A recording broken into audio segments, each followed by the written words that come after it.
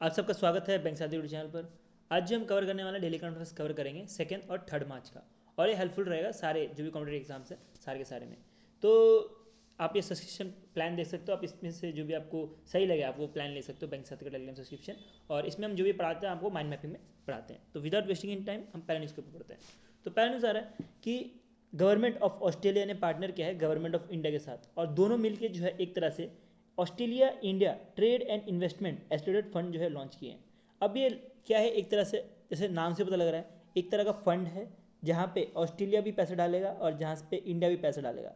कितना पैसे डालेगा कि 16 मिलियन US डॉलर जो है इन्वेस्ट करने वाला है इस फंड में। ठीक है, तो जो भी ये ट्रेड एंड इन्वेस्टमेंट एस्टोरेट फंड है इसके अंतर्गत इंडिया और ऑस्ट्रेलिया मिलकर 16 मिलियन US डॉलर जो है इन्वेस्ट करने वाली है। अब ये क्या काम करेगा ये फंड, इसका काम रहने वाला है ये बूस्ट करेगा टाइज बिटवीन इंडिया और ऑस्ट्रेलिया के बीच में। जो भी ट्रेड होता है इंडिया और ऑस्ट्रेलिया के बीच में उसको जो है बूस्ट करने का काम करेगा ये 16 मिलियन का इन्वेस्टमेंट। ठीक है, तो ये जो इन्वेस्टमेंट की जा रही है ये सर्टेन ग्रोथ सेक्टर है उस पर ज़्यादा फोकस्ड है, जैसे कि क्लीन एनर्जी हो गया, एजुकेशन स्किल हो गया, फिर एग्री बिजनेस हो गया, टूरिज्म हो गया।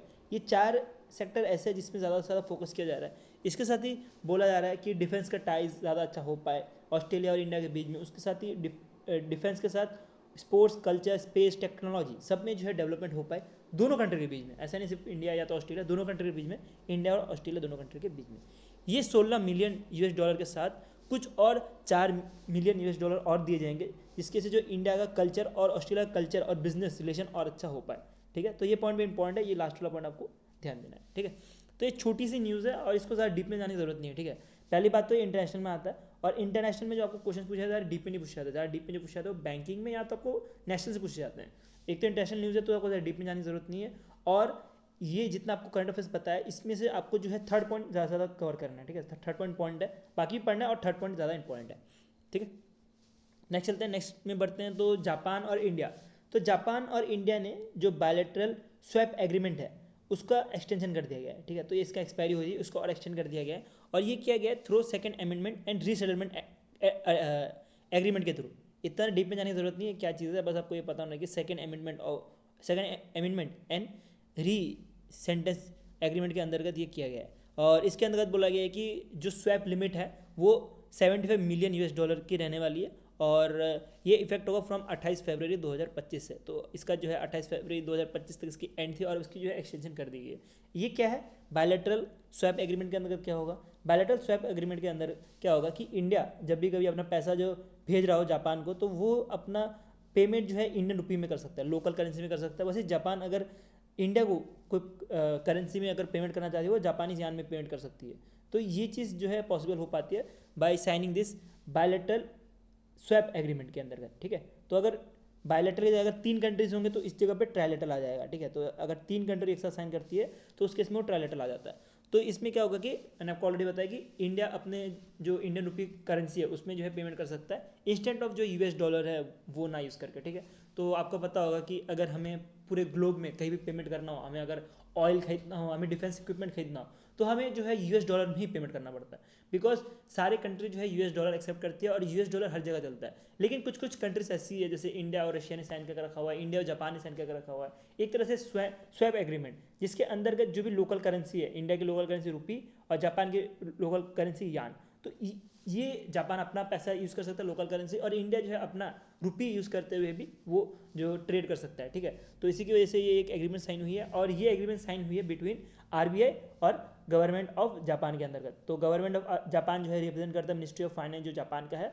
और RBI जो है रिप्रेजेंट करता है मिनिस्ट्री ऑफ फाइनेंस जो इंडिया का है। ठीक है, तो ये आपको याद रखना कि कौन से 2 बैंक ने ये एग्रीमेंट साइन किया है, आपको याद रखना है RBI ने और गवर्नमेंट ऑफ जापान ने साइन किया है। नेक्स्ट एक और इंपॉर्टेंट चीज़ आपको एक नोट करके दिखा रखा होगा इधर, नोट नहीं सॉरी अबाउट है, क्या होता है ये BSA। तो इसके बारे में अगर आप कभी भूल गए फ्यूचर में, अगर आपको याद नहीं रहा कि मैंने आपको क्या बताया, तो आपको ये याद रखना है कि BSA is a 2 way financial agreement, जिसके अंतर्गत दोनों कंट्रीज जो है अपना पैसा जो है लोकल करेंसी यूज़ कर सकती है इंस्टेंट ऑफ US डॉलर के अलावा। ठीक है, क्योंकि प्रॉब्लम क्या है, प्रॉब्लम है ये है कि अब हमें US डॉलर पे ज़्यादा डिपेंडेंसी रहनी पड़ती है किसी वजह से। अगर US डॉलर बढ़ जाए, पहले US डॉलर कितना था, पहले कुछ 70 के आसपास था, अभी कुछ 84 के आसपास चल रहा है, और अभी और वो बढ़ी बढ़ी जा रहा है। जिसकी वजह से जो इंडिया को ज़्यादा से ज़्यादा यूएस डॉलर पे करना पड़ता है दूसरी कंट्रीज़ को, और दूसरी कंट्रीज़ को कम यूएस डॉलर पे करना पड़ता है, बिकॉज वहाँ पे जो है वो कम रहता है, मतलब जो डॉलर टू मान लीजिए कि यूरो है तो वो कम है, तो उस केस में उनको फ़ायदा हो जाता है और इंडिया को जो है नुकसान हो जाता है बहुत ज़्यादा। और इंडिया की करेंसी यूज़ करने में जो है इंडिया को फ़ायदा है, और जैसे जापान जैसे कंट्री है, रशिया जैसी कंट्री है, उनको जो है खुद की करेंसी यूज़ करने ज़्यादा फ़ायदा होता है, तो उसी वजह से ये जो है एग्रीमेंट साइन होता है। ठीक है, तो स्वैप एग्रीमेंट जो है याद रखना है। और जैसे मैंने बताया इंडिया जापान, वैसे इंडिया रशिया, वैसे दूसरे दूसरे कंट्रीज़ और भी है, इसके ऊपर अब सर्च करना। ठीक है, कौन कौन सी कंट्रीज़ है जो कि ये स्वैप एग्रीमेंट साइन करके रखी है इंडिया से। ये कोई बड़ी चीज़ नहीं है, आप गूगल में सर्च करो तो आराम से मिल जाएगा, और इसका आंसर आप कमेंट सेक्शन में बताना। ठीक है, मैं आपको पूरा का पूरा परोस के नहीं देने वाला, जो भी चीज़ें हैं आपको भी थोड़ी बहुत मेहनत करनी पड़ेगी, और तभी जो है आप सीख भी पाओगे चीज़ों को। नेक्स्ट चलते हैं, नेक्स्ट कंट्री से बढ़ते हैं।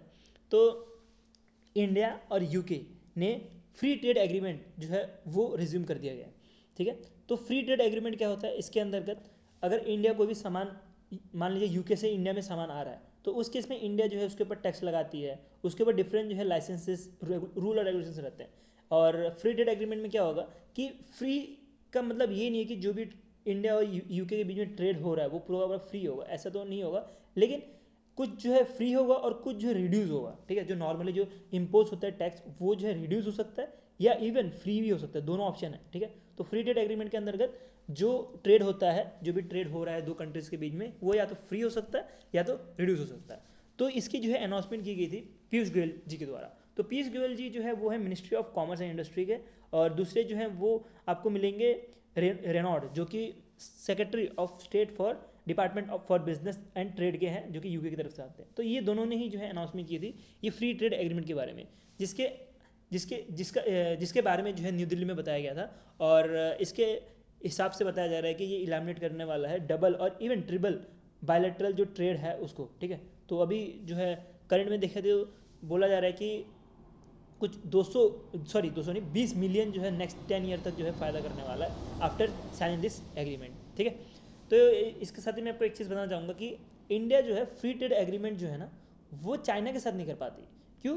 क्योंकि चाइना जो है हमें कुछ ज़्यादा ही इंपोर्ट करता है, तो इससे अगर चाइना को फ्री कर दें कि चाइना जो है पूरा का पूरा जो है सामान फ्रीली जो है हमें बेच सकती है, तो उस केस में जो है इंडिया को ही नुकसान है, बिकॉज इंडिया जो है चाइना से इंपोर्ट बहुत ज़्यादा करता है लेकिन एक्सपोर्ट बहुत कम करता है। लेकिन इसके अगेंस्ट में अगर हम देखें तो यूके को जो है इंडिया अच्छा खासा जो है एक्सपोर्ट करता है, जिसके से इंडिया को फ़ायदा होगा, और इसी की वजह से जो है इंडिया ने फ्री ट्रेड एग्रीमेंट जो है यूके के साथ की है। ठीक है, तो ये आपका नेक्स्ट क्वेश्चन है होमवर्क, कि आपको कमेंट सेक्शन में बताना है कि इंडिया ने फ्री ट्रेड एग्रीमेंट किस किस कंट्री के साथ करके रखी हुई है। और अगर आप कभी फ्री ट्रेड एग्रीमेंट भूल गए तो आप यहाँ से पढ़ सकते हो चीज़।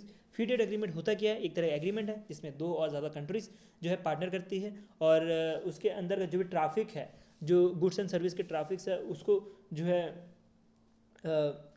उसका जो ऑब्लिगेशंस है उसको भी रिजॉल्व करती है, और इवन जो भी उनके ऊपर जो टैक्सेस लगते हैं उसको भी रिमूव करती है। ठीक है, तो ये चीज़ आपको ध्यान देनी है, बहुत इंपॉर्टेंट न्यूज़ है, और इसमें से ज़्यादा जो इंपॉर्टेंट है वो है कि इसकी जो वैल्यू है कि कितना जो है वैल्यू जो है 10 साल में जो है एक्सटेंड करता है। ठीक है, नेक्स्ट चलते हैं, नेक्स्ट से बढ़ते हैं। तो नेक्स्ट आ रहा है कि इंडिया ने एक्सटेंड कर दिया है $1 मिलियन देने के लिए, कि जो लाइव जैसे कि कंट्री दिख रही होगी। ठीक है, तो मैं आपको कंट्री दिखा देता हूँ पहले। तो ये आप कंट्री देख सकते हो, ये इंडिया के साउथ वेस्ट साइड पे है जहाँ पे जो म्यांमार आता है। ठीक है, तो म्यांमार से ही लगा हुआ बॉर्डर है, और ये जो है लाओस है, तो इधर जो है फूड सिक्योरिटी की प्रॉब्लम है। ठीक है, तो इसी की वजह से जो है इंडिया ने $1 मिलियन देने की बात की, मतलब गवर्नमेंट ऑफ इंडिया ने $1 मिलियन देने की बात की है, और ये दी जाएगी जो government of Laos people of democratic Republic है इसको। तो इसके अंतर्गत बोला जा रहा है कि ये जो $1 मिलियन है ये सपोर्ट करेगा एक प्रोजेक्ट को जो सपोर्ट करता है वर्ल्ड फूड प्रोग्राम। तो वर्ल्ड फूड प्रोग्राम जो है इस प्रोजेक्ट को सपोर्ट करता है। कौन सा प्रोजेक्ट, उसका नाम कवर कर लेते हैं। तो उसका नाम है strengthening large scale food fortification the case of investing in rice fortification. मतलब मोस्टली जो है ये राइस के लिए जो है पैसे दिए जा रहे हैं कि जो है अपना राइस का जो उत्पाद है वो बढ़ा सके लाओस। तो इसके लिए जो है इंडिया इन्वेस्ट कर रहा है, और इंडिया ये इन्वेस्टमेंट कर रहा है under the world food programme के अंतर्गत। ये चीज़ ध्यान देनी है। ठीक है, तो ये प्रोजेक्ट के अंतर्गत मैंने आपको बताया कि जैसे फूड राइस हो गया, राइस का जो है डिफरेंट टाइप्स जो एसेंशियल फूड है उसको टारगेट करता है ये प्रोजेक्ट। और इस प्रोजेक्ट को किसने इम्प्लीमेंट किया, मैं बार बार मैं आपको रिपीट कर रहा हूँ किसने इम्प्लीमेंट किया, बिकॉज आपको यहाँ से क्वेश्चन पूछा जा सकता है कि कौन सा ऑर्गेनाइजेशन ने इसको इम्प्लीमेंट किया। तो आपको बताना चाहिए वर्ल्ड फूड प्रोग्राम ने इसको इम्प्लीमेंट किया है। अब गवर्नमेंट ऑफ इंडिया की बात करें तो गवर्नमेंट ऑफ इंडिया ने कुछ 150 मिलियन जो है as a US dollar invest किया है India UN development partnership fund में, ठीक है।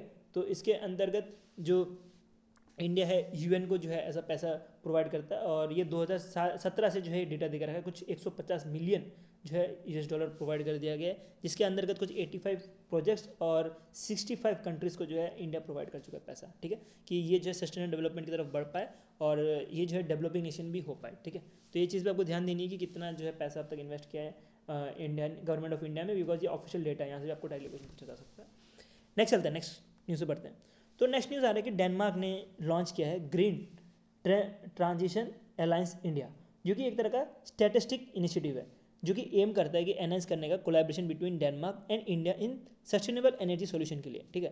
तो कि इंडिया और डेनमार्क जो है सस्टेनेबल सॉल्यूशन के लिए जो है ये एक तरह का अलायंस बनाया गया है इंडिया और डेनमार्क के बीच में, जो कि बिजनेसेस, गवर्नमेंट एजेंसीज, रिसर्चर और जो भी फाइनेंशियल स्टेक होल्डर है इनको जो है कनेक्ट करने का हेल्प करेगा इंडिया और डेनमार्क के बीच में, ठीक है। तो इंडिया और डेनमार्क के बीच में जो भी बिजनेस है वो कनेक्ट हो सकते हैं, इंडिया और डेनमार्क के बीच में जो रिसर्चर है वो कनेक्ट हो सकते हैं, इंडिया और डेनमार्क के बीच में फाइनेंशियल स्टॉक होल्डर है वो कनेक्ट हो सकते हैं आफ्टर लॉन्चिंग दिस अलायंस, ठीक है। तो अलायंस का नाम क्या है? Green transition alliance India. तो ग्रीन ट्रांजिशन मतलब कि इंडिया में जो भी चीज़ हो रही है, कैसे हम मान लीजिए पेट्रोल से हम कैसे ईवी की तरफ बढ़ सकते हैं, तो ये जो भी चीज़ें हैं हम इंडिया के जो रिसर्चर हैं ये सीख पाएंगे जो डेनमार्क के रिसर्चर है उनसे, और वो इस प्लेटफॉर्म का यूज़ करते हुए सीख पाएंगे। अब कुछ पॉइंट्स जो कि स्टैटिक पॉइंट है जो एग्जाम्पल इंपॉर्टेंट है, जैसे कि स्टैटिस्टिक पार्टनर कौन कौन से हैं इसमें। तो इसमें आपको ध्यान देना है कि इसमें ग्लोबल विंड एनर्जी काउंसिल है, उससे ज़्यादा इंपॉर्टेंट जो है आईआईटी मद्रास याद रखना है कि आईआईटी मद्रास इस अलायंस का पार्टनर है, और बाकी भी इंपॉर्टेंट है लेकिन आपको आईआईटी मद्रास याद रखना है, बाकी आप देख लेना, एक बार आप घुमा लेना। Indo Danish chamber of commerce Denmark और कॉन्फेडरेशन ऑफ डेनिश इंडस्ट्री जो कि डेनमार्क की, ये सारे पार्टनर, लेकिन मेन जो है आईआईटी मद्रास आपको याद रखना है, ठीक है। तो इसका स्ट्रेटेजिक पार्टनर कौन है? आईआईटी मद्रास है। नेक्स्ट चलते हैं, नेक्स्ट आ रहा है ministry of electronics and information technology ने लॉन्च किया है आधार गुड गवर्नेंस पोर्टल। अब आधार गुड गवर्नेंस पोर्टल की बात करें तो ये जो आधार ऑथेंटिकेशन रिक्वेस्ट प्रोसेस है उसको स्ट्रीमलाइन करने का काम करेगा, और इसको जो है लॉन्च किया गया है एस किशन जी के द्वारा, जो कि सेक्रेटरी है ministry of electronics and information technology के, ठीक है। तो इनके द्वारा जो है इसको लॉन्च किया गया है। अब इसके बारे में पढ़े कि आधार गुड गवर्नेंस पोर्टल है क्या। तो आधार गुड गवर्नेंस पोर्टल जो अभी अभी रिसेंटली लॉन्च किया है ministry of electronics and information technology, ये एनहांस करेगा Aadhaar authentication by improving the transparency and inclusivity, जिसके अंतर्गत बोला जा रहा है ये एक तरह से प्रोवाइड करेगा एसओपीस। अब देखिए मैं आपको हर समय इधर फुल फॉर्म नहीं प्रोवाइड करूंगा, ठीक है। तो आपको कुछ कुछ चीज़ें पता होनी, जैसे कि आरबीआई का फुल फॉर्म पता होना चाहिए, सेबी का फुल फॉर्म पता होना चाहिए, फिर ARDAI पता होना चाहिए, नेशनल स्टॉक एक्सचेंज पता होना चाहिए। ये सब चीज़ें जो है नॉर्मल है, तो मैं आपको ऑलरेडी प्रोवाइड कर दूंगा, लेकिन कभी कभी मैं प्रोवाइड नहीं भी करूंगा। जैसे कि ये आपको मैंने प्रोवाइड नहीं किया कि एसओपीस क्या रहता है, तो आपको पता होना चाहिए कि एसओपी क्या होता है, स्टैंडिंग ऑपरेटिंग प्रोसीजर, ठीक है। तो स्टैंडर्ड ऑपरेटिंग प्रोसीजर इसका फुल फॉर्म है, जिसके अंतर्गत जो है गवर्नमेंट एक तरह से डॉक्यूमेंट तैयार करती है, और ये जो आधार गवर्नेंस पोर्टल है ये भी जो है एक तरह से क्या करेगी, एक तरह से डॉक्यूमेंट देने का काम करेगी, जो एक तरह से डॉक्यूमेंट प्रोवाइड करेगी जो भी ऑथेंटिकेशन सिक्स होल्डर है उनको, ठीक है। तो इनको इसके साथ ही जो प्राइवेट एंटिटीज़ है वो भी अपना जो भी चीज़ें हैं वो फेशियल रिकग्निशन से, फेशियल ऑथेंटिकेशन से यूज़ करके जो है अपना काम निकाल सकते हैं, ठीक है। अब इसका एक छोटा सा एग्जांपल लेते हैं तो आप चीज़ों को अच्छे से समझ पाओगे क्या ये प्लेटफॉर्म है, क्या ये करने वाला है। जैसे कि एक पेंशन का एग्जांपल लेते हैं तो आपको अच्छे से समझ आएगा। मेरे दिमाग में पेंशन ही आ रहा है तो उसका एग्जांपल लेते हैं। तो पेंशन में क्या होता है कि आपको हर साल जो है आपको एक तरह से लाइफ सर्टिफिकेट देना पड़ता है, ठीक है, कि आप जिंदा होगी नहीं, और उसके हिसाब आपको लाइफ सर्टिफिकेट देना पड़ता है, और वो कुछ नवंबर के महीने में देना पड़ता है, और वो चीज़ जो है पॉसिबल हो पाती है बाय यूजिंग एन ऐप। मैं एग्जैक्टली उस ऐप का नाम भूल रहा हूँ, एग्जैक्टली मेरे को नाम याद नहीं है, लेकिन आपको पता होना चाहिए कि वो ऐप यूज़ करके आप फेशियल रिकग्निशन, आपको फेस के थ्रू ही आपका जो है वेरिफिकेशन हो जाता है आधार का। उसमें आपको थंब इम्प्रेशन की ज़रूरत नहीं पड़ती। अब मान लीजिए कि कोई पर्सन है, उसको अगर बोले कि थंब इम्प्रेशन लेना है, तो वो ऐप यूज़ करते हुए उसको एक मशीन खरीदनी पड़ेगी, इसमें उसका थंब इम्प्रेशन रहेगा। तो वो जो है बहुत हेक्टिक हो जाता है कि थंब इम्प्रेशन के लिए पहले मशीन खरीदो, फिर उसके बाद वो मशीन यूज़ करते हुए काम करो, तो वो बहुत हेक्टिक हो जाता है, जिसकी वजह से प्रॉब्लम क्रिएट हो जाती है। तो वो चीज़ ना हो उसके लिए जो है ये आधार गुड गवर्नेंस पोर्टल लॉन्च किया है, और इसके अंतर्गत अब आपको थंब इम्प्रेशन की ज़रूरत नहीं पड़ेगी। अगर आपको कोई प्राइवेट डायरेक्टली जो है काम करना है, मान लीजिए कोई प्राइवेट बैंक है उसको कुछ वेरिफिकेशन करनी है, या तो कोई प्राइवेट एंटिटीज़ है उसको कुछ वेरिफिकेशन करनी है, आधार वेरिफिकेशन करनी है, तो उस केस में वो Aadhaar app, face FD app use कर सकता है, और उस ऐप के थ्रू जो भी पर्सन है उसका आधार वेरिफिकेशन जो है फेस के थ्रू ही हो पाएगा, जिसकी वजह से वो जो प्रॉब्लम्स रहती है कि फिंगरप्रिंट कभी लगता है कभी नहीं लगता, वो नहीं होगा, और जो भी चीज़ें हैं वो बहुत ज़्यादा फास्ट होगी, ठीक है। तो उसी चीज़ की वजह से जो है ये पोर्टल लॉन्च किया है, और जैसे कि इसका एम भी है कि प्रोसेस जो है वो सिंप्लीफाई हो चुका है, और जो गवर्नेंस है वो अच्छा हो चुका है इसकी वजह से, ये लॉन्चिंग करने की वजह से। उसके साथ ही जो सर्विस डिलीवरी है वो भी अच्छा हो जाएगा अक्रॉस दी सेक्टर, ठीक है। तो ये इंपॉर्टेंट न्यूज़ है, इसको आपको डेफिनेटली अच्छे से कवर करना है।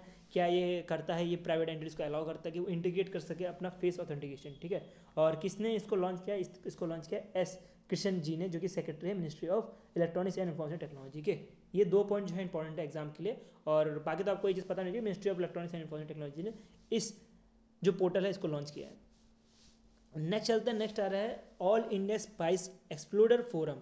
ये अभी केरला में हो रहा था, और ये 20 decoding spices in the 21 century, ये इसका थीम भी है, ठीक है। तो ये आपको फोटो बहुत पुराना मिल रहा होगा, 2016 के आसपास है आई थिंक, क्योंकि नया कुछ मिला नहीं, तो अभी नया इन्होंने अपलोड किया नहीं है शायद, तो आपको पुराने से अभी काम चला लो, बट आपको पता होना चाहिए कि ये जो है एक्सपोर्ट, जैसे नाम से पता लग रहा है कि ये जो है स्पाइस एक्सपोर्ट फोरम की तरह काम करता है, और इसके अंतर्गत इन्होंने जो है ऑर्गेनाइज कराया है इंटरनेशनल स्पाइस कॉन्फ्रेंस 2025 का, और ये कहाँ, केरला में हो रहा था, ठीक, सॉरी कर्नाटका में हो रहा था, केरला में नहीं। ये ऑर्गेनाइजेशन जो है all India spice exporter forum, इसका जो हेडक्वार्टर जो है वो केरला में है, लेकिन इसको जो है लॉन्च किया गया, ये कर्नाटका बेंगलुरु में लॉन्च किया है, लीला भारतीय सिटी में, ठीक है। तो इन्होंने क्या ऑर्गेनाइज किया है, इंटरनेशनल स्पेस कॉन्फ्रेंस 2025 का, जिसका जो है इसका जो है थीम बहुत ज़्यादा इंपॉर्टेंट है एग्जाम के लिए, building trust beyond borders, transparency, sustainability and conference.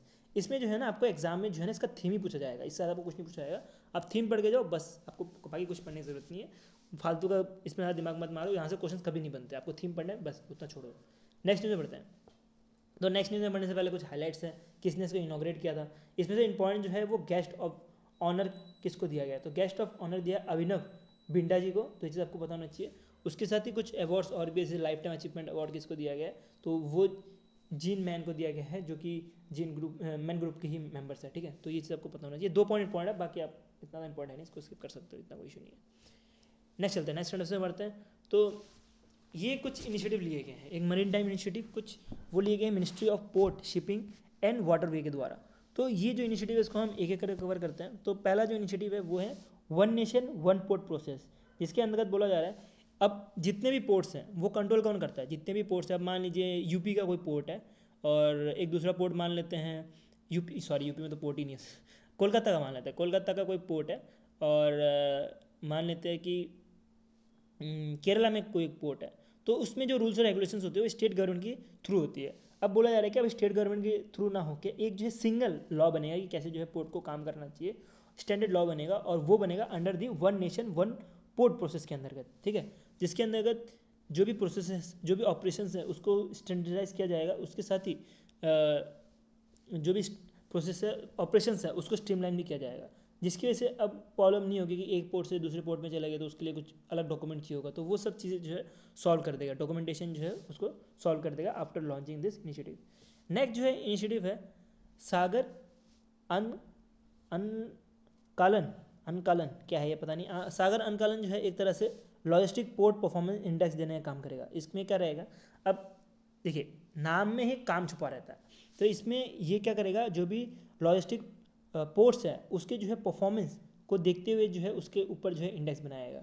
जैसे कि अब मान लीजिए मुंबई का पोर्ट है कोई, या गुजरात का पोर्ट है कोई, तो गुजरात का पोर्ट कितना अच्छा है, मुंबई का पोर्ट कितना अच्छा है इन टर्म्स ऑफ गवर्नेंस, या तो कोई अगर शिप घुसनी चाहती है मुंबई के पोर्ट में तो कितना जल्दी उसको जो है घुसने के लिए अलाउ किया जाता है, या वो कितने टाइम में जो है उसको डॉकयार्ड मिल जाता है, तो वो सब के बेसिस पे जो है ये लॉजिस्टिक पोर्ट इंडेक्स जो है बनाया गया है, और इसका नाम आपको याद रखना है सागर अनकालन, इसका नाम क्या है, सागर अनकालन।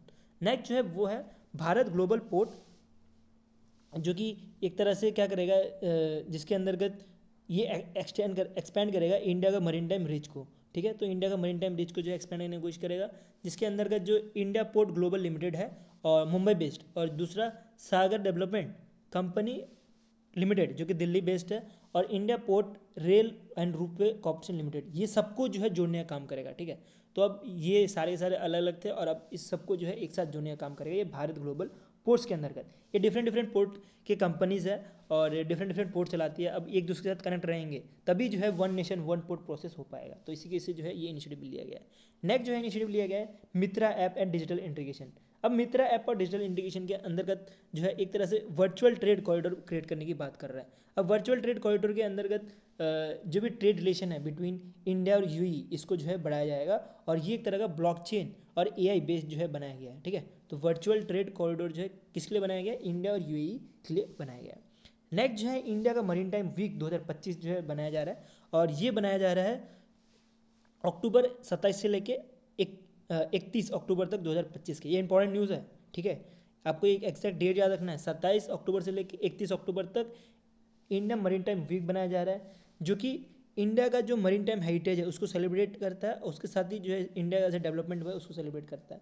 और इसके अंतर्गत बोला जा रहा है कि ये 4th ग्लोबल मरीन टाइम जो समिट होने वाला है उसको दर्शाता है। ठीक है, तो ये जो है उसी के लिए जो है ये बनने वाला है और इसके बारे में जो है अभी रिसेंटली बताया जो अभी एक प्रोग्राम हो रहा था वहाँ पे, और ये बताया ministry of port shipping and waterway में, तो इसलिए ये इंपॉर्टेंट बन जाता है। अब मरीन टाइम सेक्टर की बजट की बात करें तो मरीन टाइम सेक्टर में जो है 25,000 करोड़ रुपए अलॉट करने के लिए बात की कि जो भी पोर्ट है उसका मॉडर्नाइजेशन हो पाए, और ये की गई है अंडर दी मरीन टाइम डेवलपमेंट फंड के अंतर्गत। ठीक है, तो मरीन टाइम डेवलपमेंट फंड के अंतर्गत जो भी डेवलपमेंट होती है वो सारा का सारा पैसा जो है इस फंड में जाता है और यहाँ से फिर उस फंड को निकाल के जो है इसमें से उसमें फिर उसके बाद जो है पोर्ट की जो डेवलपमेंट है या मॉडर्नाइजेशन है वो सब किया जाता है। ठीक है, नेक्स्ट इंस्टीट्यूट बढ़े तो ये आ रहा है national centre of excellence in green port and shipping launch किया है। तो इन्होंने लॉन्च नहीं किया, ये जो है एक तरह की ऑर्गेनाइजेशन है जिन्होंने लॉन्च किया है जो मरीन ऑपरेशन है वो सस्टेनेबल हो पाए, जिसकी वजह से एक तरह से प्रमोट करने के लिए ये इनिशिएटिव लिया गया है। ठीक है, तो NCOEPS, तो ये इनिशिएटिव लिया गया कि जो मरीन टाइम ऑपरेशन है वो सस्टेनेबली यूज़ हो पाए, मतलब ग्रीनरी जो है उसको यूज़ कर पाए। एक चीज़ आपको याद रखना है इसमें, जो सोनोवाल जी हैं जो कि ministry of port shipping and waterway के यूनियन मिनिस्टर है, इन्होंने एक और चीज़ अनाउंस की कि ये एक्स्ट्रा जो 4,800 करोड़ रुपए जो है देने वाले हैं जो एडवांस आसाम 2.0 है उसको। ठीक है, तो एडवांस आसाम 2.0 के बारे में आपको ऑलरेडी बताया, जो कि एक तरह से मान सकते हो कि गुजरात का जो विब्रेंट प्रोग्राम था उसके इक्विवेलेंट है।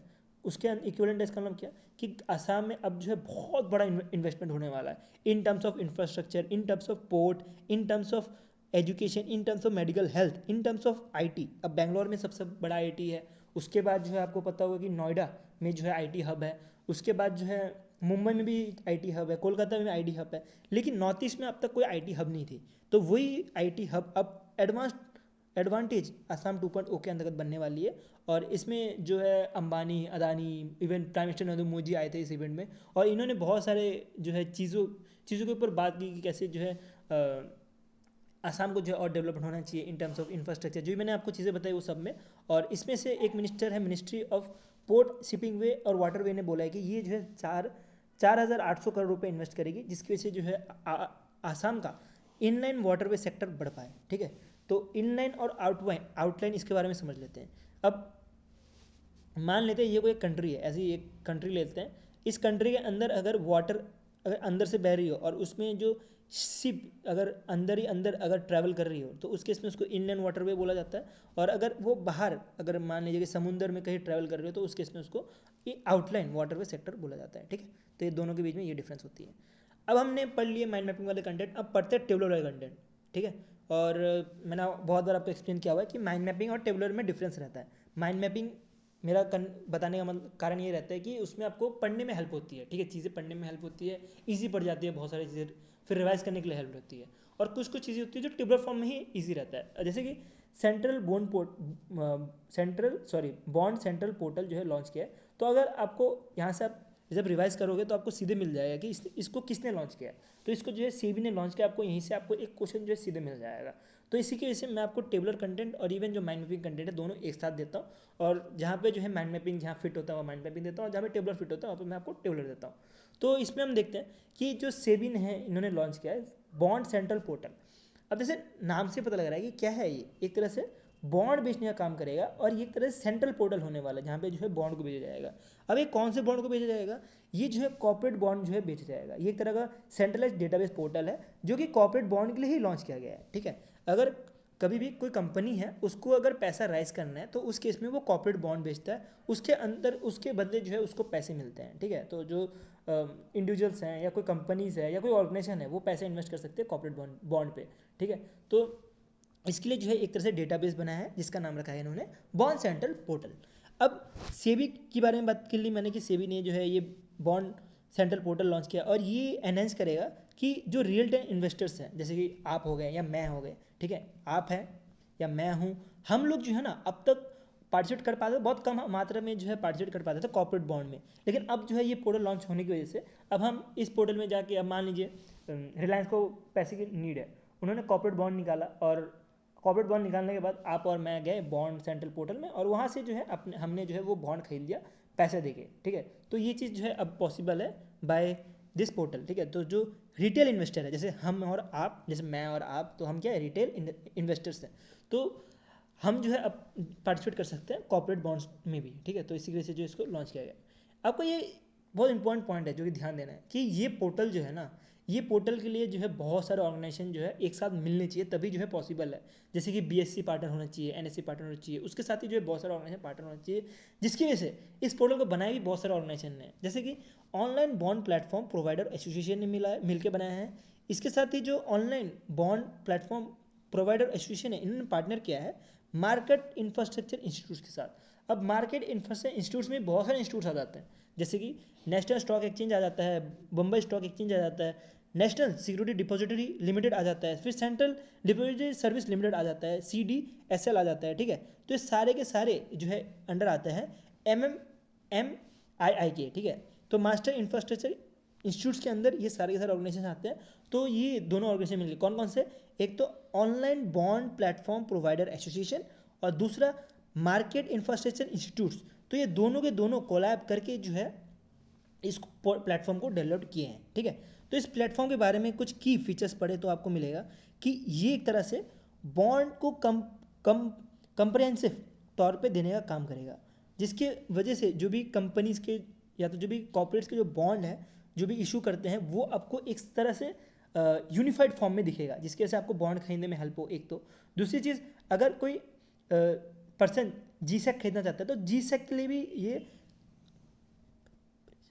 GSEC से भी आपको कंपेयर करके बताया कि GSEC में आपको कितना पैसे की बेनिफिट होगी या तो फिक्स इनकम सिक्योरिटीज़ में आपको कितनी प्रॉफिट होने वाली है, तो वो चीज़ भी जो है इस पोर्टल के अंतर्गत बताएगा।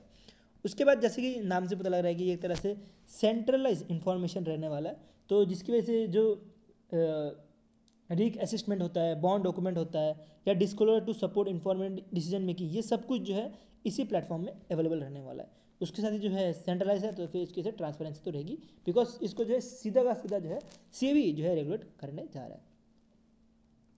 नेक्स्ट चलता है, नेक्स्ट आ रहा है बैंक ऑफ बड़ौदा। तो बैंक ऑफ बड़ौदा ने मर्चेंट लॉयल्टी और कैशबैक प्रोग्राम लॉन्च किया है। अब इसको जो है लॉन्च किया गया है CBDC के अंतर्गत। CBDC का मतलब क्या हुआ, सेंट्रल बैंक डिजिटल करेंसी। जैसे क्रिप्टो करेंसी है वैसे ही होता है सेंट्रल बैंक डिजिटल करेंसी। आपने यूज़ भी किया होगा या तो आपको पता नहीं होगा, मैं थोड़ा सा आपको इसको थोड़ा सा बता देता हूँ। अब मान सकते हो ये एक तरह से डिजिटल मनी है। अब इनके बहुत सारे ऐप्स भी निकल चुके हैं, अपने अपने बैंक ने बहुत सारे ऐप्स भी निकाले हैं, जिसके अंतर्गत अब आपको रुपये की ज़रूरत नहीं है, आपके पास एक डिजिटल नोट रहेगा या डिजिटल कॉइन रहेगा जिसको आप दूसरे के अकाउंट में ट्रांसफ़र कर सकते हो। और इसके लिए जो है आपको नेट की ज़रूरत नहीं पड़ती, ठीक है। जैसे कि UPI में आपको नेट की ज़रूरत पड़ती है और कुछ चीज़ें हैं, जैसे कि मैं UPI फीचर की बात नहीं कर रहा जहाँ पे आप फ़ोन से पेमेंट कर सकते हो, लेकिन उसमें लिमिट होती है। तो ये लिमिट नहीं होता CBDC में। आप जो है विदाउट इंटरनेट भी आप जो है जो भी आपका पैसा है वो ट्रांसफ़र कर सकते हो, और जो भी पैसा वो डिजिटल फॉर्म में रहता है, फिजिकल फॉर्म में आप उसको कन्वर्ट नहीं कर सकते, ठीक है। कन्वर्ट कर सकते हो लेकिन मोस्टली जो है डिजिटल फॉर्म में रहता है और आपके अकाउंट से डिजिटल फॉर्म में दूसरे के अकाउंट में डिजिटल फॉर्म में चले जाता है।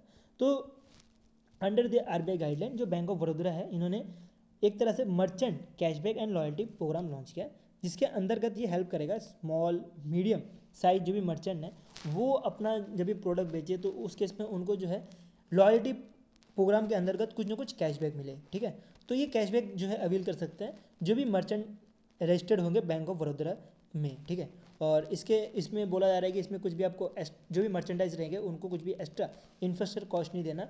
और ये जो बैंक ऑफ बड़ौदा के जो कार्ड होल्डर है वो यूज़ कर पाएंगे डिजिटल रुपी ऐप। और ये जो है मैंने आपको ऑलरेडी बताया, ये प्रोग्रामेबल है विथ CBDC कैशबैक के साथ। तो इसके अंतर्गत कोई भी मर्चेंट अगर इस ऐप के थ्रू जो है कस्टमर से पेमेंट करवाता है तो उसको एज अ रॉयल्टी प्रोग्राम के हिसाब से कुछ पैसे मिलेंगे एज अ कैशबैक, और वो जो है डिजिटल फॉर्म में मिलने वाला है CBDC के द्वारा। ठीक है, इंपॉर्टेंट है, डेफिनेटली इंपॉर्टेंट है। और आपको याद रखना कि बैंक ऑफ बड़ौदा ने ये जो है कैशबैक प्रोग्राम लॉन्च किया। नेक्स्ट चलते हैं, नेक्स्ट राजस्थान गवर्नमेंट ने जो है शिक्षा संजीवनी बीमा योजना जो है लॉन्च किया। अब नाम से ही बहुत सारी चीज़ें पता लग जाती है, नाम से ही काम पता लगता है। तो शिक्षा के बारे में पता चल रही है, तो इसका मतलब स्कूल के बारे में बात चल रही होगी। बीमा संजीवनी के बारे में बात चल रही है तो कुछ इंश्योरेंस के ऊपर बात चल रही होगी। ठीक है, संजीवनी बीमा के ऊपर बात चल रही है तो कुछ इंश्योरेंस के ऊपर बात चल रही होगी। ठीक है, तो नाम से पता लग रहा है कि ये जो है कुछ 1 लाख से लेके 1.3 लाख तक जो है पर्सनल एक्सीडेंट इंश्योरेंस कवरेज देने वाला है, जो भी गवर्नमेंट स्कूल के जो स्टूडेंट्स हैं उनको। ठीक है, किसी वजह से अगर किसी स्टूडेंट को अगर कुछ एक्सीडेंट की वजह से स्कूल में, ठीक है, ऐसा नहीं बाहर का एक्सीडेंट हो गया, स्कूल में कभी एक्सीडेंट की वजह से अगर कुछ हो गया तो उस केस में जो है राजस्थान गवर्नमेंट की जो शिक्षा संजीवनी बीमा योजना है इसके अंतर्गत 1 लाख से लेकर 1.3 लाख तक कवर देने का काम करेगा पर्सनल एक्सीडेंट इंश्योरेंस का। और ये इनिशियली अभी स्टार्टिंग में तो उदयपुर जो डिवीज़न है उसको कवर करेगा और बाद में जो है पूरे राजस्थान में भी कवर करने वाला है। स्टेट का न्यूज़ है तो ये चीज़ आपको ध्यान देनी है। ठीक है, तो इंपॉर्टेंट है नहीं, स्टेट का न्यूज़ ज़्यादा कुछ नहीं आता, लेकिन तब भी ये चीज़ पता होनी चाहिए कि किसके लिए जो है लॉन्च किया जा रहा है, स्कूल स्टूडेंट के लिए लॉन्च किया गया है। और इसका पार्टनर की बात करें तो इस स्कीम के पार्टनर आपको मिलने वाले हैं wonder cement, juice Kotak life insurance. जैसे कि पता होगी जो कोटक इंश्योरेंस जनरल इंश्योरेंस है, इन्होंने अभी रिसेंटली जूस के साथ पार्टनर किया, जिसमें जूस का जो परसेंटेज है वो 70% है और कोटक जनरल इंश्योरेंस की बात करें तो उसमें 30% है। और SBI जो है इसका पार्टनर है, SBI भी इसका पार्टनर है। इसमें से जो इंपॉर्टेंट है वो SBI इसका पार्टनर है, बिकॉज अभी SBI क्लर्क का एग्जाम है और SBI PO का एग्जाम है। तो आपको सीधे यहाँ से क्वेश्चन पूछा जा सकता है कि जो शिक्षा संजीवनी बीमा योजना है इसमें कौन कौन पार्टनर है, इसमें कौन सा बैंक जो है पार्टनर है, तो आपको पता होना चाहिए कि SBI जो है इसका पार्टनर है। ठीक है, नेक्स्ट चलते हैं MU और कोलैब के ऊपर। तो दो ऑर्गेनाइजेशन आपको याद रखना है, दो ऑर्गेनाइजेशन जब भी कोई MU साइन होता है तो अब इसमें आपको दिख रहा होगा कि ऑर्गेनाइजेशन 1 ऑर्गेनाइजेशन 2 और उसके जो पर्पस किस वजह से जो है ये MU साइन किया, ये चीज़ आपको इस टेबल में मिल जाएगी। पहले ऑर्गेनाइजेशन आपको मिलेगी department for promotion of industry and internal trade ने जो है MU साइन किया है पेटीएम के साथ। तो ये दोनों मिलके जो है फिनटेक और मैन्युफैक्चरिंग जो स्टार्टअप है उसकी ग्रोथ कैसी हो पाए, तो उसी के लिए जो है ये MU साइन किया कि फिनटेक जो है एंटरप्राइज जो है और ज़्यादा बढ़ पाए हमारे इंडिया में, उसी के से जो है पार्टनरशिप की गई है। तो ये पार्टनरशिप के अंतर्गत जो फिनटेक एंटरप्राइज है उनको सपोर्ट किया जाएगा by providing the innovative guidelines, उसके साथ ही जो रेगुलेटरी कंप्लायंस सपोर्ट रहता है वो दिया जाएगी। अब कोई पर्सन को, अब मान लीजिए कि मैं एज ए एजुकेटर हूँ और मुझे जो है फिनटेक एंटरप्रेन्योर बनना है। अब फिनटेक एंटरप्रेन्योर बनने के लिए मुझे जो है RBI की जो कंप्लायंस है वो कवर करनी पड़ेगी, समझनी पड़ेगी RBI की कंप्लायंस क्या है। और अब मैं तो एजुकेटर हूँ, अब मेरे लिए कंप्लायंस समझना कितना ज़्यादा मुश्किल होगा, मैं तो फाइनेंस से हूँ नहीं। तो उस केस में वो सारे एंटरप्राइज जो कि फिनटेक एंटरप्राइज है लेकिन उनको फाइनेंशियली नहीं पता, लेकिन वो टेक्नोलॉजी, जैसे इंजीनियर, जैसे मैं एक इंजीनियर हूँ तो इंजीनियर लोग बहुत ज़्यादा स्ट्रॉग हैं लेकिन उनको फाइनेंशियली जो रूल्स और रेगुलेशन है उसके बारे में नहीं पता, तो वो जो है हेल्प करने का काम करेगा ये दोनों मिलके। ठीक है, जो पेटीएम है और department for promotion and industry and internal trade जो है हेल्प करेगा कि जो रेगुलेटरी कंप्लायंस सपोर्ट है ये देने का काम करेगा। उसके साथ ही जो मार्केट एक्सेस है, funding for the deep tech startup in climate tech, अगर डिप टेक स्टार्टअप्स को अगर पैसे चाहिए तो उसमें भी फंडिंग करने वाली है, एग्रीटेक में अगर पैसे चाहिए उसमें भी फंडिंग करने वाली है। और ये सब कुछ हो पाएगा जो पेटीएम का फाउंडेशन है उसके अंतर्गत। तो पेटीएम के फाउंडेशन के अंतर्गत, पेटीएम फाउंडेशन होता है क्या पहले उसके बारे में समझते हैं। पेटीएम फाउंडेशन के अंतर्गत क्या किया जाती है, जो भी फिनटेक या तो जो फिनटेक नहीं सॉरी जो स्टार्टअप्स हैं उनको जो है सपोर्ट करने का काम करता है पेटीएम फाउंडेशन के अंतर्गत। तो ये जो भी चीज़ें की जाएगी वो पेटीएम फाउंडेशन के अंदर ही की जाएगी। नेक्स्ट जो है वो MU साइन किया गया है इंडियन आर्मी और LNT के द्वारा। ठीक है, तो दोनों मिलकर क्या करने वाले हैं, ये प्रोक्योर करने वाले हैं 223 मतलब 223 automatic chemical agent detection and alarming system, जो कि 80 करोड़ के आसपास है। ठीक है, तो ये जो है सिस्टम को डेवलप किया गया है defence research and development established Gwalior Madhya Pradesh ने, जो कि अंडर आता है DRDO की। ठीक है, तो इसे आपको पता होना चाहिए कि Madhya Pradesh based defence research and development establish जो कि ग्वालियर मध्य प्रदेश में है, इन्होंने जो है इसको डेवलप किया गया है। ये आप इमेज देख सकते हो, ये कैसा दिखता है ये सिस्टम, ये कुछ सिस्टम कुछ ऐसा दिखता है। जिसमें ये कुछ ऐसी मशीन टाइप दिखती है जिसकी वजह से जो भी क्लाइमेट केमिकल जो है एजेंट उसको है डिटेक्ट कर सकते हैं कि अगर कोई केमिकल चीज़ है जहाँ पे अगर आर्मी अगर कहीं जाए तो उसके ऊपर लग गया तो कुछ उसको हार्म कर सकता है, तो वो सब जो है डिटेक्ट कर सकता है ये मशीन। नेक्स्ट चलता है, नेक्स्ट आ रहा है सिडबी की तरफ से small industrial development bank of India, जो कि लखनऊ बेस्ड है, लखनऊ उत्तर प्रदेश बेस्ड है, इसका हेडक्वार्टर उधर है। तो इन्होंने पार्टनर किया टाटा कैपिटल लिमिटेड के साथ, और ये जो है माइक्रो फाइनेंस लोन देने का काम करेगी। और इसके बारे में बात करें, सिडबी जो है मोस्टली जो है एमएसएमई या एसएमई जो स्मॉल मीडियम एंटरप्राइज है, इनको या तो जो एमएसएमई एंटरप्राइज है इनको जो है फाइनेंस करने के लिए हेल्प करती है। तो अब जो है इनको फाइनेंस किया जाएगा, और ये किया जाएगा टाटा कैपिटल लिमिटेड के द्वारा, मतलब टाटा कैपिटल लिमिटेड जो है ये पैसा देने का काम करेगी एमएसएमई को।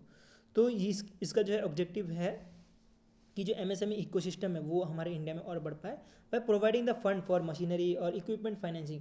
अगर कोई भी एंटरप्राइज है उनको अगर मशीनरी और इक्विपमेंट फाइनेंसिंग चाहिए तो उस केस में जो है उनको पैसा प्रोवाइड किया जाए। उसके साथ ही अगर उनको कैश क्रेडिट चाहिए, कैश की अगर इंस्टेंट नीड हो तो उस केस में जो है उनको पैसे प्रोवाइड किया जाए। इवन जो है ओवरड्राफ्ट फैसिलिटी की नीड हो तो उसके लिए प्रोवाइड किया जाए। ओवरड्राफ्ट फैसिलिटी मतलब क्या कि अगर मान लीजिए कि कुछ एक्स्ट्रा पैसे की नीड है, 50,000 रुपये, 1 लाख रुपये, तो वो भी जो है दी जाए।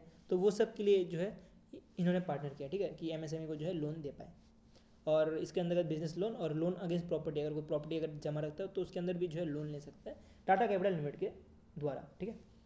नेक्स्ट कोलैब पढ़ते हैं। तो ये तरह कोलैब है जो कि centre for cellular and molecular platform ने लॉन्च किया, जो कि इंडिया बेस्ड है। और दूसरा जो ऑर्गेनाइजेशन है वो फ्रांस बेस्ड है, ठीक है।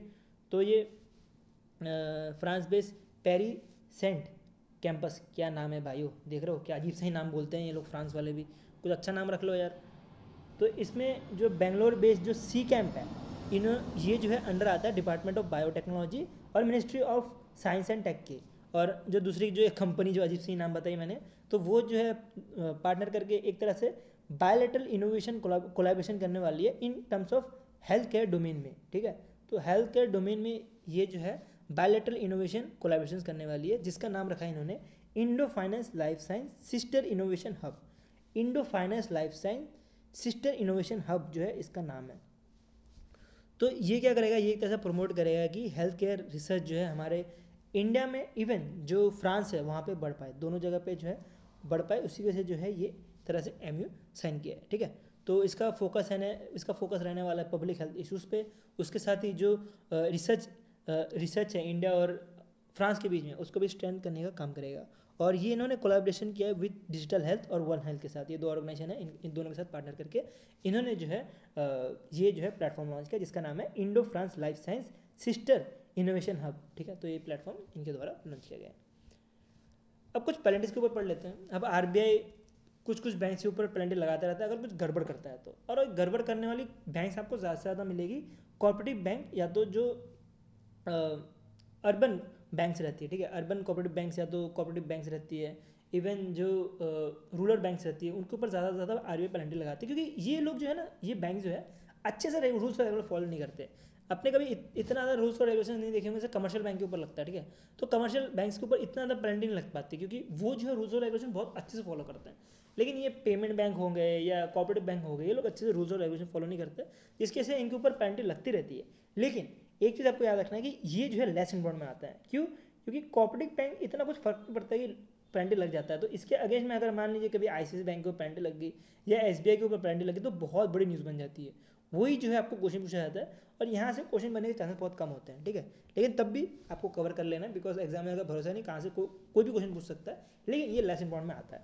पहले तो पढ़े तो ये आ रहा है Bombay mercantile cooperative bank limited के ऊपर जो है 33.3 लाख करोड़ की पेनल्टी लगाई है कि इन्होंने जो भी रूल्स और रेगुलेशंस होती है आरबीआई की, जिसके अंतर्गत बोला जाता है कि earning more income from business not allowed. मतलब इसका नाम क्या है कि जितना इनको अलाउड रहता है कि बिजनेस से अर्न करना है, बिकॉज ये कोऑपरेटिव बैंक है, ये कमर्शियल बैंक नहीं है, ये कोऑपरेटिव बैंक है। तो इनके ऊपर लिमिट रहती है कि इतने लिमिट के बाद जो है आप जो है इनकम नहीं कर सकते थ्रू बिजनेसेस। और इन्होंने जो है जो लिमिट है उससे ज़्यादा का जो है इन्होंने बिजनेस किए, जिसके ऊपर जो है इनके ऊपर ये पेनल्टी लगाई है, और ये लगाई गई है under the banking regulation act 1949 के अंतर्गत। नेक्स्ट जो है वो पेनल्टी लगाई है बिजनेस कोऑपरेटिव बैंक लिमिटेड के ऊपर, और वो लगाइए 1 लाख। और उसके बाद जो है ये अजीब सही नाम है यार भाई लोग, ये क्या नाम है, लसनगांव मर्चेंटाइज कोऑपरेटिव बैंक, जिसके ऊपर जो है 1 लाख रुपए की पेनल्टी लगाई है। और ये जैसे कि मैंने आपको ऑलरेडी बताया इंपॉर्टेंट होता नहीं है, तब भी आपको थोड़ा बहुत चीज़ें पढ़ लेनी है कि क्यों लगाई ये पेनल्टी। जैसे कि आरबीआई का जो डेरिवेटिव ऑन इनकम रिकॉग्नाइजेशन है उसको अच्छे से फॉलो नहीं किया, उसके बाद जो एसिड क्लासिफिकेशन है उसको फॉलो नहीं किया, उसके साथ ही जो अदर रिलेटेड मैटर है कॉपरेटिव बैंक्स के उसको फॉलो नहीं किया। तो ये सब कुछ फॉलो नहीं करने के लिए इनको सिर्फ 1-1 लाख रुपए की पेनल्टी लगाई है, बिकॉज ये कॉपरेटिव बैंक है। इसके अगर इसके बदले अगर कमर्शियल बैंक होता तो बहुत बड़ी पेनल्टी लगती है इनके ऊपर डेफिनेटली। नेक्स्ट जो है वो इंपॉर्टेंट न्यूज़ है एडीबी की तरफ से, कि एडीबी ने जो है 200 मिलियन यूएस डॉलर जो है इन्वेस्ट करने के लिए बोला है। 200 मिलियन यूएस डॉलर कहाँ पे इन्वेस्ट कर रहा है, कि जो कोलकाता का जो ड्रेनेज इंफ्रास्ट्रक्चर है उसको डेवलप करने के लिए, ठीक है। तो जैसे मैं आपको बोला कि एडीबी ने 200 मिलियन जो है यूएस डॉलर जो है प्रोवाइड कर रहा है कि कोलकाता का जो ड्रेनेज सिस्टम या तो ड्रेनेज पाइपलाइन है उसको इम्प्रूव करने के लिए। और ये जो है लोन जो साइन किया गया है वो किया गया है Kolkata municipal corporation sustainability hygiene residence project के अंतर्गत, ठीक है। तो ये जो प्रोजेक्ट है इसके अंतर्गत आने वाला है, ये चीज़ आपको ध्यान देना है, ठीक है। तो इंपॉर्टेंट लोन है, इसको डेफिनेटली आपको कवर करना है। नेक्स्ट पढ़ते हैं नेक्स्ट इंडेक्स एंड रैंकिंग। तो इंडेक्स एंड रैंकिंग में पहला आ रहा है वर्ल्ड बिजिएस्ट एयरपोर्ट 2025 का। तो सबसे ज़्यादा बिजिएस्ट एयरपोर्ट कहाँ पे, जहाँ पे भीड़ ही भीड़ है, जहाँ पे जगह ही नहीं है भाई खड़े होने की भी। तो ये जो है रिलीज़ किया जाता है report official airline guide report के अंतर्गत।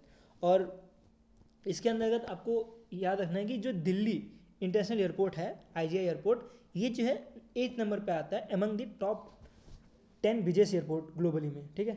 जिसकी वजह से जो भी दिल्ली में रहता है उनको तो पता ही होगा कि हर 5 सेकेंड में 5 मिनट या तो 5 सेकेंड, आई थिंक मेरे ख्याल से जब मैं दिल्ली में था तो हर 5 मिनट में एक मेरे को फ्लाइट दिखती थी उड़ते हुए एयरपोर्ट से। तो हर 5 मिनट में जो है एक एयरपोर्ट उठती है, एक प्लेन उड़ती है, जिसकी वजह से दिल्ली जो है 8वें नंबर पर आ चुकी है। अब पहले नंबर में आपको याद रखना कि पहले नंबर पे कौन है जो कि सबसे ज़्यादा बिजिएस्ट एयरपोर्ट में आता है, वो है दुबई इंटरनेशनल एयरपोर्ट। और ये जो है यूएई बेस्ड है, जिसमें बोला जा रहा है कि कुछ 4.8 मिलियन जो है लोग हर साल जो है ट्रैवल करते हैं, ठीक है। तो हर साल का ही डेटा है आई थिंक, ये मुझे एक्जैक्टली पता नहीं है, 1 मिनट रुक जाइए। हाँ, हर साल का डेटा है ये। तो ये हर साल जो है 4.8 मिलियन जो है लोग जो है ट्रैवल करते हैं दुबई से, ठीक है। दुबई से प्लेन पकड़ के इधर उधर भागते हैं, इधर उधर इंटरनेशनली नेशनली जो है कवर करते हैं। उसके बाद नेक्स्ट जो है यूएसए की जो एयरपोर्ट है जैक्सन एयरपोर्ट, नेक्स्ट जो है जैक्सन एयरपोर्ट आता है। 3rd नंबर पर टोक्यो एयरपोर्ट आता है। और 8 नंबर पे जो है दिल्ली की इंदिरा गांधी इंटरनेशनल एयरपोर्ट, जिसको दिल्ली आईजीआई एयरपोर्ट भी बोला जाता है, वो आता है, ठीक है। तो इसके अंदर आपको जो याद रखना वैल्यू वो दिल्ली, और जो फर्स्ट नंबर पे आता है दुबई इंटरनेशनल एयरपोर्ट, ये दोनों का जो नंबर ऑफ सीट्स है ये याद रखना है। बाकी आप स्किप कर सकते हो, इतना इंपॉर्टेंट होता भी नहीं है। तो इसमें जो है 3.6 मिलियन का जो है इधर जो है हर समय सीट इनकी फुली रहती है हर समय। अब ये जो है डेटा के साथ आपको एक और डेटा याद रखना है, जो कि इंटरनेशनल एयर ट्रांसपोर्ट एसोसिएशन के द्वारा, ठीक है। तो इन्होंने जो है एस्टिमेट किया है कि ग्लोबल एयर पैसेंजर जो है वो 5.2 बिलियन जो है पहुंच जाएगा 2025 तक, जो कि बोला जा रहा है 6.7% का इंक्रीज़ है जो 2024 है उससे, ठीक है। तो ये पहली बार ऐसा होगा कि 5 मिलियन का मार्क जो है सरप्लस करने वाला है, और ये बताया गया इंटरनेशनल एयर ट्रांसपोर्ट एसोसिएशन के द्वारा, ठीक है। तो ये इंपॉर्टेंट पॉइंट है, तो मैं आपको यहीं पे प्रोवाइड कर दूँ ये इंपॉर्टेंट पॉइंट भी। नेक्स्ट चलते हैं अपॉइंटमेंट्स के ऊपर बढ़ते हैं। तो आज के दिन पे 3 अपॉइंटमेंट है और बहुत ज़्यादा इंपॉर्टेंट अपॉइंटमेंट है, ठीक है। तीनों के तीनों इंपॉर्टेंट अपॉइंटमेंट है, एक भी ऐसा नहीं है कि आप स्किप कर सकते हो। तो तीनों के तीनों को कवर करते हैं 1 बाय 1। पहला आ रहा है एन चंद्रशेखरन, जो कि चेयरपर्सन ऑफ टाटा सन है, ठीक है। तो इसके बारे में आपको ऑलरेडी बताया कि इनको जो है टाटा सन के लिए जो है चेयरपर्सन के लिए इनको अपॉइंट किया गया है। तो टाटा सन के चेयरपर्सन के तौर पे काम करते हुए ही इनको एक और चेयरपर्सन का दावेदार सौंप दिया गया है, वो है रतन टाटा एंडोलमेंट फाउंडेशन। अब इसका काम क्या रहता है, इसका काम रहता है कि जो भी गरीब लोग रहते हैं उनको हेल्प करना, जो भी चिल्ड्रन रहते हैं उनको हेल्प करना। और ये जो है एक तरह से फिलैंथ्रोपिस्ट की तरह काम करते हैं, ठीक है। ये ऑर्गेनाइजेशन जो है फिलैंथ्रोपिस्ट की तरह काम करता है। आपको पता होगी रतन टाटा सर जो है बहुत ज़्यादा अपना जो जितना भी पैसा कमाते थे वो गरीबों पे बांट देते थे, ऐसा बोला जाता था। तो वो बांटा जाता था इस फाउंडेशन के अंतर्गत, ठीक है। तो वो अपना को 70% के अंतर्गत जो भी उनकी अर्निंग होती है वो इस फाउंडेशन में डाल देता था, और ये फाउंडेशन का काम आता था कि वो पैसा जो है जरूरतमंद के पास पहुँच पाए।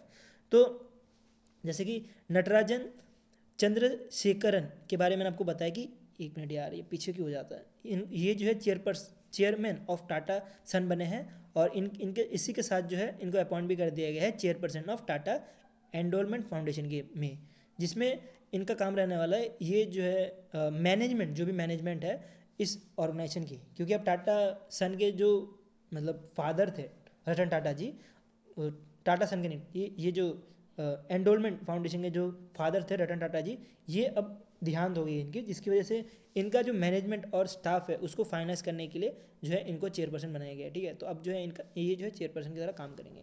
और एक और पर्सन के नाम याद रखना है जिनको चेयरपर्सन ऑफ टाटा ट्रस्ट बनाया था, तो ये नॉन टाटा, जो कि इनको ये जो है पार्ट नहीं हो सकते इस बोर्ड के, तो इसकी वजह से इनको नहीं बनाया गया, बल्कि एन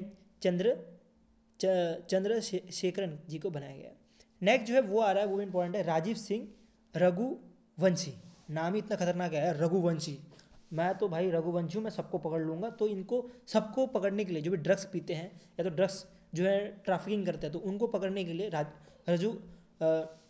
रघुवंशी जी को जो है एज अ चेयरपर्सन बनाया गया है director drug controller general of India का। ठीक है, चेयरपर्सन नहीं, सॉरी, इनको जो है drugs controller general of India का बनाया गया है। ठीक है, तो ये ऑलरेडी इस पर काम कर रहे थे, इसमें ऑलरेडी एक कंट्रोलर जनरल थे, अब इनका जो है एक्सटेंशन कर दिया गया है। और ये एक्सटेंशन किया गया है bye appointment committee of cabinet के द्वारा, जिसको चेयर करते हैं प्राइम मिनिस्टर नरेंद्र मोदी जी। यही कमेटी है जो कि जितनी बड़े बड़े अपॉइंटमेंट्स होती है, मान लीजिए कि एयरपोर्ट अथॉरिटी ऑफ इंडिया का चेयरपर्सन का अपॉइंटमेंट है, एसबीआई का अपॉइंटमेंट है, पीएसबी में जो एसबीआई बैंक है उसका अपॉइंटमेंट है, या कोई भी अपॉइंटमेंट हो, डीजी हो, डीजी का अपॉइंटमेंट हो गया सीआरपीएफ में, बीएसएफ में, या आर्मी का अपॉइंटमेंट, जो भी अपॉइंटमेंट हो, वो जो है बड़े बड़े अपॉइंटमेंट ये अपॉइंटमेंट कमेटी ऑफ कैबिनेट ही करती है, और इसको जो है चेयर करते हैं प्राइम मिनिस्टर नरेंद्र मोदी जी। और इन ये जो है ऑलरेडी काम कर रहे थे, जैसे मैं आपको बताया, तो इनका जो है एक्सटेंशन अब 1 साल और बढ़ा दिया गया है। ठीक है, तो इनका जो है एक्सटेंशन और बढ़ा दिया गया है, और ये जो है इफेक्ट रहेगा 1 मार्च 2025 से। ठीक है, तो 1 मार्च 2025 से जो है इनका एक्सटेंशन होने वाला है। और इनका जो भी अपॉइंटमेंट है, इनका जो भी अपॉइंटमेंट है, ये इसका इनके अपॉइंटमेंट के बारे में प्रपोजल डाली थी ministry of health and family welfare ने, और तब जाके जो है अपॉइंटमेंट कमेटी ऑफ कैबिनेट ने जो है इनका अप्रूवल कर लिया है, और अब जाके ये इनका जो भी एक्सटेंशन है वो हो चुका है। ठीक है, तो आपको यहाँ से नाम से याद रखना है, रघुवंशी बहुत खतरनाक पर्सन है रघुवंशी। दिखने में तो बहुत भोले हैं, लेकिन मान से तो बहुत खतरनाक पर्सन है। तो जिन्होंने भी ड्रग्स ट्रांसफ़र किया या तो ड्रग ट्रैफिकिंग की, तो उनको पकड़ के पेल देंगे। तो आपको इससे याद रखना है, drugs controller general of India किसको बनाया है, रघुवंशी जी को बनाया गया है। नेक्स्ट जो है वो है तुरेन पांडे जी। ठीक है, तुरेन पांडे जी क्या है, फाइनेंस सेक्रेटरी है। फाइनेंस सेक्रेटरी के साथ ये रेवेन्यू सेक्रेटरी भी है। ठीक है, तो फाइनेंस सेक्रेटरी के साथ रेवेन्यू सेक्रेटरी भी है मिनिस्ट्री ऑफ फाइनेंस के। तो इनको जो है अपॉइंट कर दिया गया है 11 चेयरपर्सन ऑफ सेबी। और इससे पहले कौन थे, वो थे माधवी पूरी बंच। तो ये जो है सेबी के फर्स्ट वुमेन चेयरपर्सन थी। अब इनको हटा के अब जो है 11 चेयरपर्सन बन चुके हैं तुहिन पांडे जी। ठीक है, तो तुहिन पांडे से आप कैसे नाम याद रख सकते हो, पांडे आप याद रख सकते हो कि मैं डेफिनेटली इसको ट्राई करूँगा कि वीकली में आपको इसका डेफिनेटली एक अच्छा सा बना के दे सकूँ। अभी तो मेरे को कुछ दिमाग में आ नहीं रहा पांडे से क्या हो सकता है, पांडे से मेरे कुछ दिमाग में नहीं आ रहा, सॉरी। चलो ठीक है, मैं इसको आपको बता दूंगा। तो इनकी भी जो है अप्रूवल, जैसे मैंने आपको बताया कि जो बड़े बड़े अप्रूवल्स होते हैं ये cabinet committee of appointment committee of cabinet ही करती है, जिसको चेयर करता है प्राइम मिनिस्टर नरेंद्र मोदी। तो इनकी जो अपॉइंटमेंट है इन्होंने ही इसी कमेटी ने की हुई है। नेक्स्ट पढ़ते हैं ट्रायल्स के ऊपर। तो ये लास्ट न्यूज़ है, डिफेंस की तरफ से आ रहा है कि नेवल का anti ship missile short range जो है लॉन्च किया गया है। जैसे मैं आपको बताया कि नाम से ही काम पता लगता है। तो ये क्या है, एक तरह से, जैसे थोड़ा मैं जूम कर दूं तो आपको अच्छा समझ आएगा। अब ये हेलीकॉप्टर है, ठीक है, तो ये हेलीकॉप्टर के थ्रू जो है ये मिसाइल लॉन्च करेगा। अब मान लीजिए ये कोई शिप है, एक छोटा सा शिप बना देते हैं, ये शिप है। तो इसे नाम से पता लग रहा है क्या है, ये नाम से क्या पता लग रहा है कि anti naval anti ship missile short range. इसका रेंज जो है शॉर्ट होने वाला है, और ये एंटी शिप मिसाइल है। मतलब ये कोई शिप है तो उसके ऊपर जो है अटैक करेगा एयर टू सरफेस, मतलब हवा से अटैक करेगा सरफेस पे, एयर टू सरफेस अटैक करने वाला ये naval anti ship missile short range missile. ठीक है, तो इसको जो है टेस्ट किया गया है, इस मिसाइल को डीआरडीओ और इंडियन नेवी ने मिलकर। ठीक है, तो इसका जो है टेस्ट हो चुका है, फाइनल टेस्ट फ्लाइट टेस्ट हो चुका है। अब इसके ऊपर और भी टेस्टिंग होगी और उसके बारे में और अभी आगे बढ़ेंगे, लेकिन अभी के लिए आपको याद रखना है कि ये जो टेस्टिंग है ये DRDO और इंडियन नेवी ने की है। और इस ये जो है टेस्टिंग जो उड़ीसा में इंटीग्रेटेड टेस्ट रेंज है वहाँ पे जो है हुई है, ठीक है। तो ये जो हेलीकॉप्टर आपको दिख रहा होगा ना, ये हेलीकॉप्टर कौन से हेलीकॉप्टर से लॉन्च किया है टेस्टिंग के दौरान, तो ये आपको रखना है कि सी किंग 42B हेलीकॉप्टर को जो यूज़ किया गया था, इंडियन नेवी का सी किंग 42B हेलीकॉप्टर के द्वारा जो है इस मिसाइल को लॉन्च किया गया था और इसका ट्रायल जो है पूरा कंप्लीट हो चुका है, ठीक है। तो इसमें क्या होता है कि मिसाइल लॉन्च होता है वो एंटी लॉक कर लेता है, अब शिप ए से बी में जा रही हो तब भी उसके ऊपर अटैक हो जाएगा, ठीक है। अगर वो कुछ अलग पैतरा यूज़ नहीं करती और अलग पैतरा यूज़ नहीं करती तो फिर उसके ऊपर वो अटैक हो जाएगा। तो ये जो भी ये मिसाइल बनने वाला है, शॉर्ट रेंज मिसाइल बनने वाला है, ये रिप्लेस करने वाला है सी ईगल मिसाइल को, जो इंडियन नेवी का ही पार्ट है, तो उसको जो है रिप्लेस करेगा। ये भी एक पॉइंट है जो कि इंपॉर्टेंट है एग्जाम के लिए, आपको याद रखना है।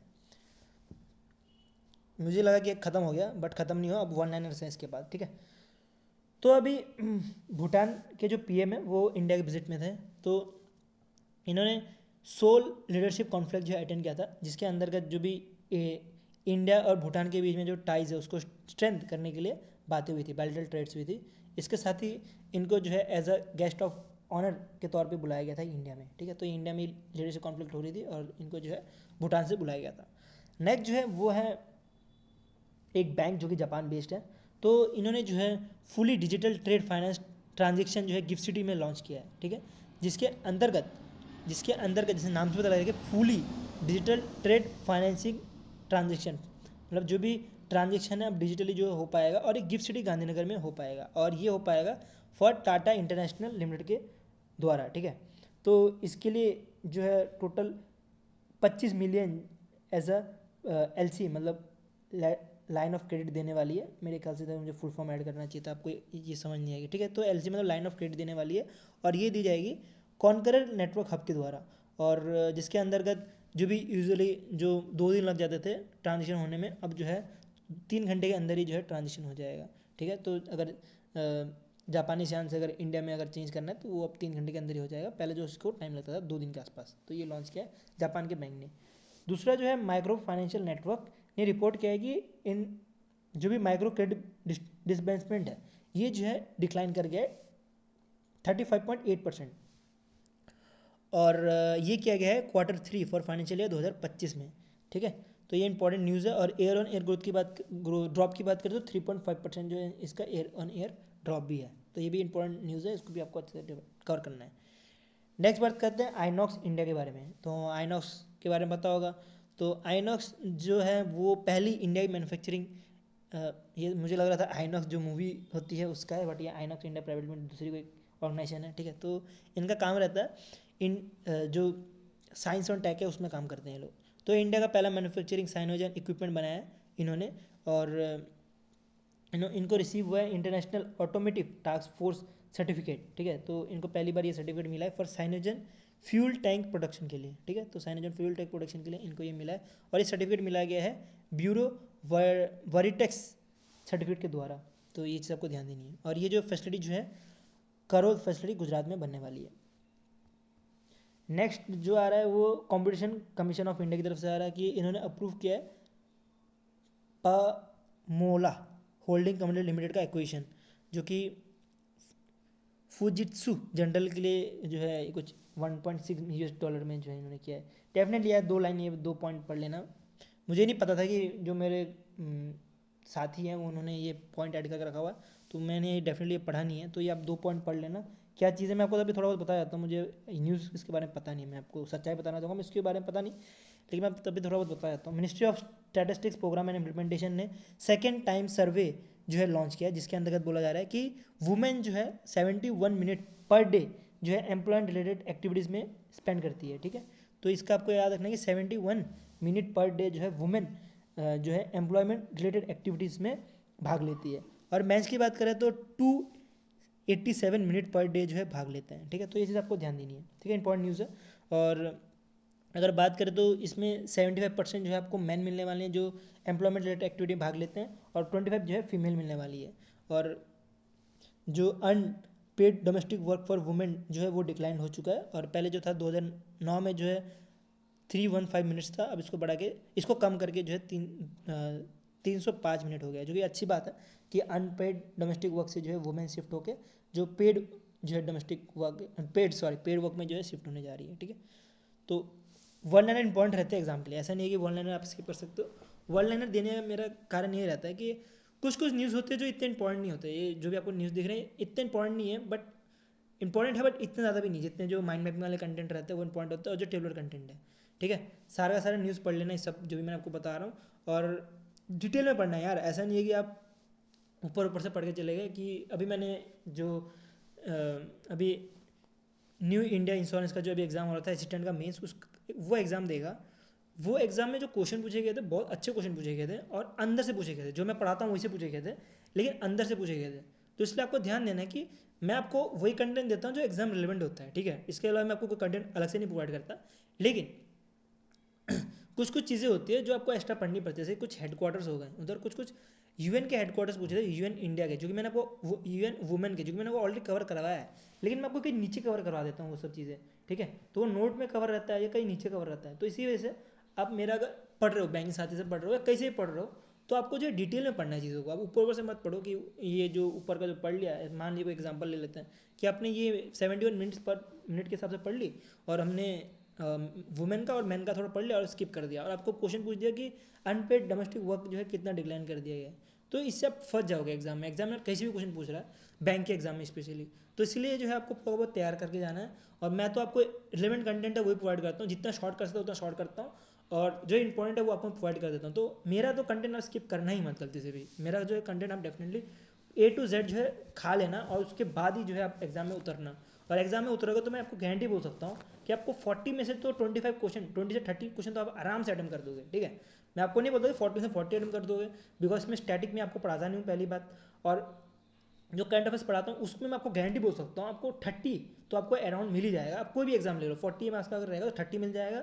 SBI PO की बात करें तो 60 मार्क्स का, तो उसमें से 45 तो मेरे यहाँ से फंस जाएंगे क्वेश्चन, ठीक है। क्योंकि मैं आपको जो कंटेंट जो है ना उसमें आपको कहीं से भी मिस नहीं करता कि आपको कहीं से भी कोई भी क्वेश्चन छूट जाए, ठीक है। इवन आप Q&A PDF देख सकते हो, तो वहीं पर भी आपको एक क्वेश्चन के आपको 5 से 6 क्वेश्चन करवाया जाता है। उसका करने का कारण यही है कि आपका जो है इन डिप जो है आप नॉलेज लेके जो है क्वेश्चन को कर पाओ। ऐसा नहीं है कि आपने ऊपर ऊपर से पढ़ लिया, क्वेश्चन करने गए तो आपसे एक क्वेश्चन ही निकलेगा। मैं बोल रहा हूँ आपको, एक क्वेश्चन निकल भी गया दूसरा क्वेश्चन ही निकलेगा। तो इसी के से जो Q&A PDF दिया जाता है वो इस तरह दी जाती है कि आप जो है इन डेप्थ जो है चीज़ों को पढ़ो, तभी जो है आप उसका आंसर दे सकते हो, ठीक है। नहीं तो कुछ फ़ायदा ही नहीं है फिर उसका। तो ये करने का कारण ये है कि एग्जामिनर बहुत अभी एडवांस हो चुका है, वो अच्छे अच्छे क्वेश्चन पूछना चालू कर दिया है, ठीक है। तो बहुत सारे बातें कर ली हमने। तो इसके साथ ही अगर आपको टेलीग्राम, इसके साथ ही अगर आपको MCQ चाहिए तो आप इस वाले लिंक में जाकर डाउनलोड कर सकते हो। MCQs नहीं, सॉरी PDF, मैं थोड़ा ज़्यादा ही भावुक हो गया था। तो PDF डाउनलोड कर सकते हो, और अगर MCQ लगाना है तो आपको यहीं पे जो है आपको डेली MCQs भी करवाई जाती है। और ऐसी कंटेंट देखते हैं सब्सक्राइब चैनल बैंकिंग साथी यूट्यूब चैनल, और वीडियो चलो तो लाइक कर देना, और वीडियो शेयर कर देना यार, लोगों से पहुंचाओ यार लोगों तक कि ऐसा कंटेंट में मिलता है। बैंकिंग साथी जो है आपको माइंड मैप में कंटेंट भी प्रोवाइड करती है, तो आपने आपके जो भी दोस्त हैं उनको जो है कंटेंट पहुंचाओ। सो वीडियो अच्छा लगा तो लाइक कर देना। अभी के लिए इतना रहता है। Thank you for watching this.